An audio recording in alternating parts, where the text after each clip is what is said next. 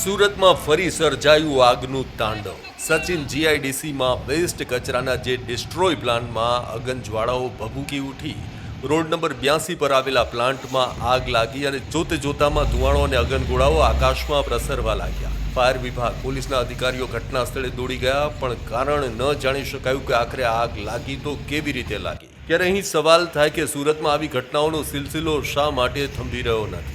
Police અને fire વિભાગના કર્મચારીઓ જીવના જોખમે કામગીરી કરતા હોય છે, પણ વારંવાર આ પ્રકારની આગ લાગે છે તે ક્યાંક ને ક્યાંક શંકા પણ ઉપજાવે છે અને આગને લઈ અને સુરક્ષાના સાધનોનો અભાવ પણ દર્શાવે છે।